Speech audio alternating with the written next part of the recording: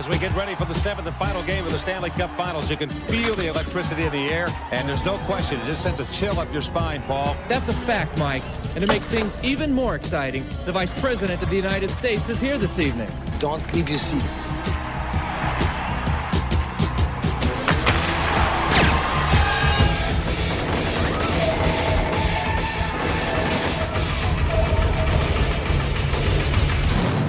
Doesn't look too good. 911 Emergency Services. I'm calling you from the Civic Arena. The Vice President is being held hostage in the owner's box.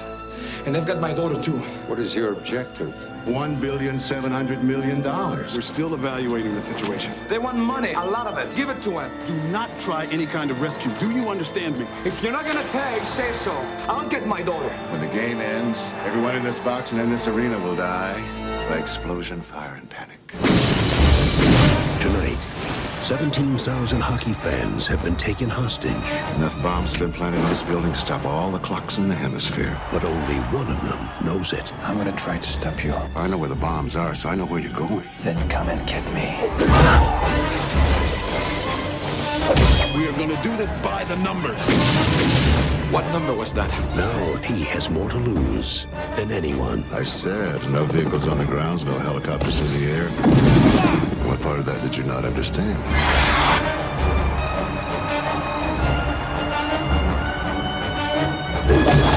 Jean-Claude Van Damme. Powers boost.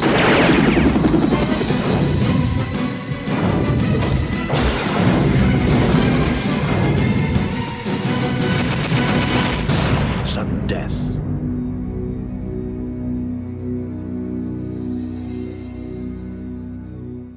Hey, welcome to BNS Spot Movies. This is Sam. If you can't tell from my Yinzer accent, which comes out a bit at times, I say Don every once in a while.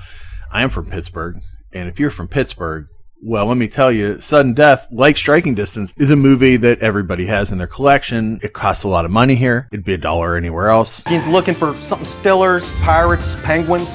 Got all that crap down Don's Pond. It's a remembrance of the Steel City of the 90s and the time when the Penguins and their owner, Howard Baldwin, decided that his wife should make a movie. She went on to be a producer. She's produced quite a few things. This is where she got started. He was one of the film's backers. Howard Baldwin was at one point the chairman of the Pittsburgh Penguins, our hockey team. In case I assume that people know hockey. If you live in Pittsburgh, you do.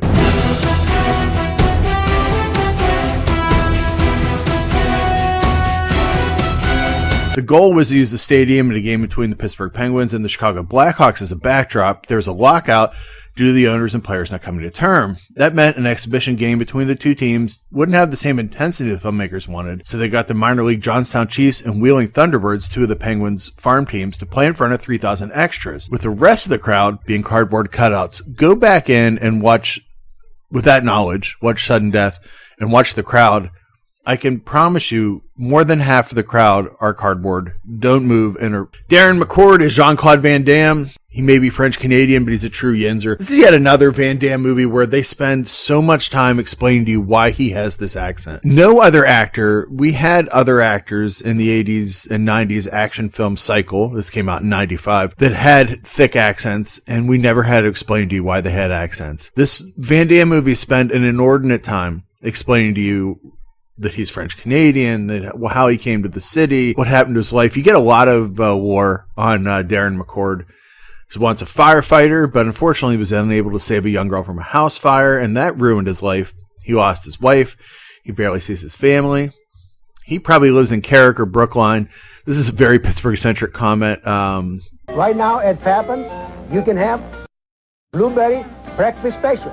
It's 2 blueberry pancakes, 2 eggs the way you like them, bacon or sausage, and chilled orange juice, and you only paying $1.99, and you're going to like it. If you live outside of Allegheny County or the general area, you're not going to know. But he lives in the very Yinzer communities, maybe Southside Slopes.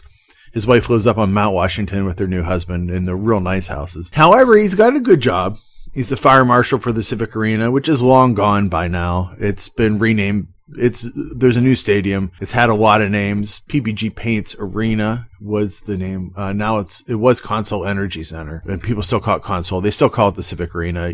Buildings can exist in Pittsburgh for 30, 40 years and still be called the wrong names. Anyways, Darren has found himself in the midst of a terror situation when former CIA agent Joshua Foss, Powers Booth, who played Jim Jones in Guyana Tragedy, the story of Jim Jones, and he's pulling on that here, wires the Igloo, the old name for the Civic Arena, up with explosives and takes the vice president hostage. This is a movie directly tied to the end of a hockey game when bombs will blow up using an ice hockey arena, a film where Jean-Claude Van Damme does battle with the Penguins mascot, Iceberg. I see. Big deal. Some fat guy in a ratty penguin suit. That blonde you're staring at? She's the fat guy. When supposed good guys are really on the side of evil, and where Van Damme learns how to create homemade flamethrowers and even get himself back on the ice to save the day.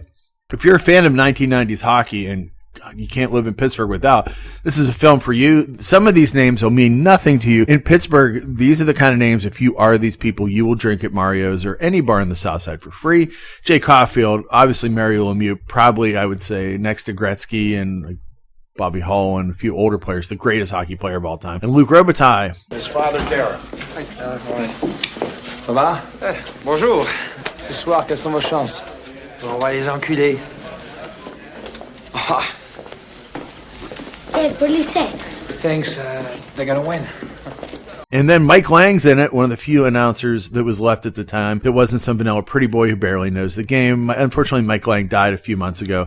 If you've ever heard a Pens game, he would shout things like, "She wants to sell my monkey, get in the fast lane grandma, the bingo game's ready to roll." It's a hockey night in Pittsburgh call is in this game, not to brag, but of all the names that were in my phone at one point, the fact that I had Mike Lang's number, he told me, "Hey, take my number." We worked together on a few commercials, and he texted me and asked me how my Thanksgiving was once, which really, that means more to me than if Dario Argento came to my house and had spaghetti. Again, I am a true Yenzer. Loose in front, still a loose puck picked up by Lucky, shoots and scores! And Sidney Crosby has scored his first goal ever in a Pittsburgh Penguins uniform. Oh, slap me silly, Sidney. Loose around to the far corner, 2 seconds. The Penguins are going to win the Stanley Cup, I believe. Stelio shoots it blocked. The Penguins have won the Stanley Cup. Oh, Lord Stanley, get me the brandy. Director Peter Hyams, that's a wild career.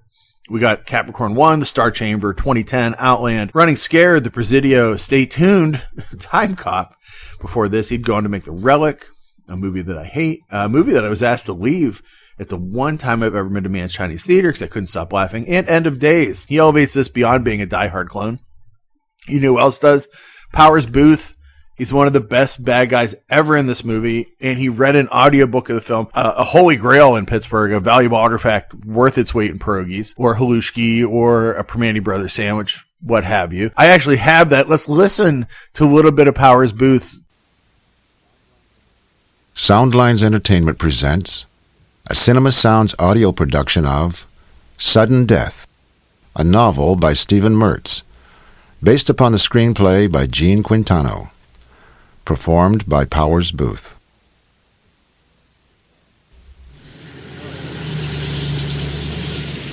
The fire had already engulfed most of the rear of the house when Engine 4 had screeched to a halt in front of it.